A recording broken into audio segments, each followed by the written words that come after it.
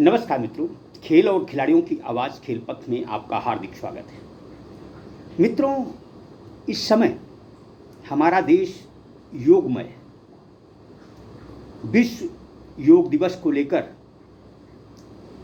समूचे देश में उत्सव सा माहौल है। इस समय योग की खूबियों पर न केवल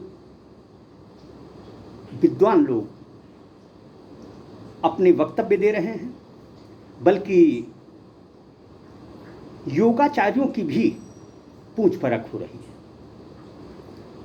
योग निसंदेह निरोग रहने का सबसे अचूक मंत्र है, लेकिन आम जनता को योग की अच्छाइयों तथा योगासनों से सिर्फ और सिर्फ एक योगाचार्य ही अवगत करा सकता है। देश में योगाचार्यों की स्थिति क्या है, ये बताने की ज़रूरत नहीं है। समूचे देश में योग पार्क खोले जा रहे हैं। आयुष मंत्रालय ने देश में 1000 योग पार्क खोलने का निश्चय किया है। उत्तर प्रदेश को भी 168 योग पार्क खोलने के निर्देश मिले हैं। सरकार ने जिलाधिकारियों को उपयुक्त स्थानों का निरीक्षण करने के निर्देश दिए हैं। जिलाधिकारियों से कहा गया है कि योग पार्क उस जगह विकसित किए जाएं जो कि आम जन की पहुंच में हो। यह पहल अच्छी है, लेकिन सवाल फिर एक बार यही उठता है कि इन योग पार्कों के खुलने से क्या देश की आवाम योग करेगी? योग करने की इच्छा भी करेगी तो उन्हें योग की खूबियों और योगासनों से अवगत कौन कराएगा? निसंदेह इसके लिए निपुण श्रेष्ठ योगाचार्यों की ज़रूरत पड़ेगी। देखा जाए तो महामारी के दौर में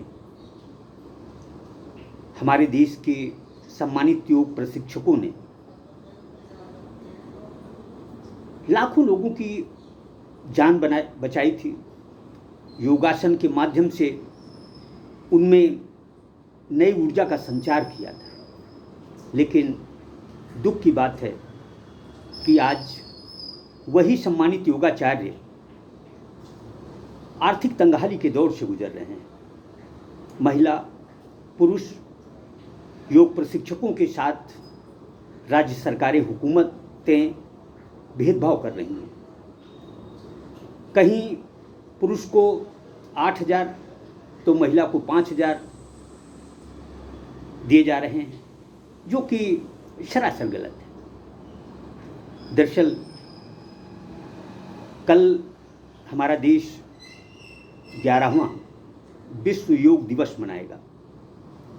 कई देशों के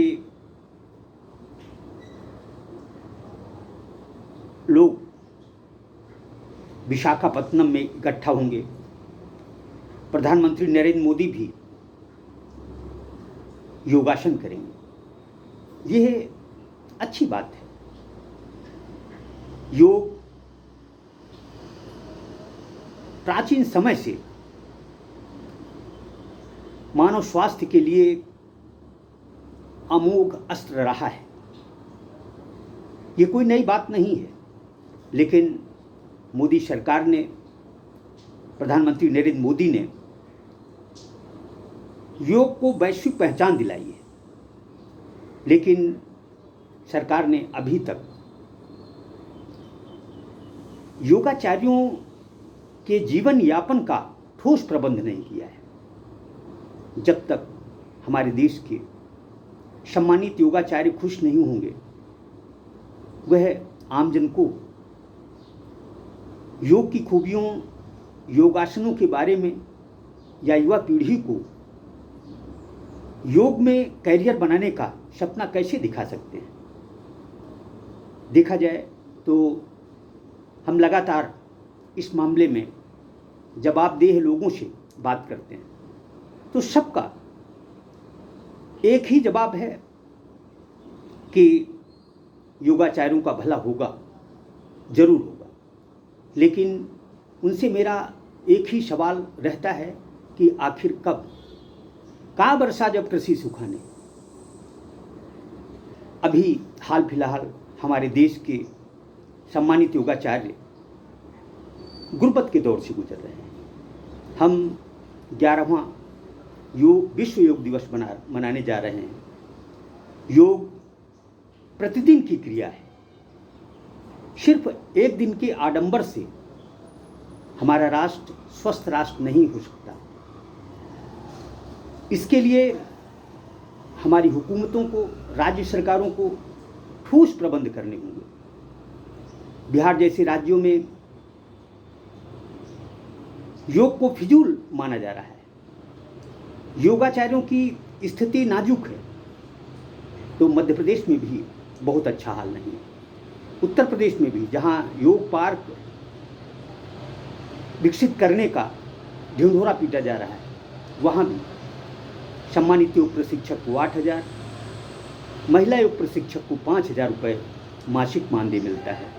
महंगाई के इस दौर में क्या कोई सम्मानित योग प्रशिक्षक या कोई भी इंसान इतने कम पैसे में अपना व अपने परिवार का जीवन यापन कर सकता है? कतई नहीं। मोदी जी, आपसे विनम्र आग्रह है कि योग जन जन तक पहुँचे। इसके लिए सबसे पहले उसके मुख्य योद्धाओं, मुख्य सिपाहियों यानी सम्मानित योगाचार्यों की सुध लेनी चाहिए। उनके जीवन यापन का ठोस प्रबंध करना चाहिए।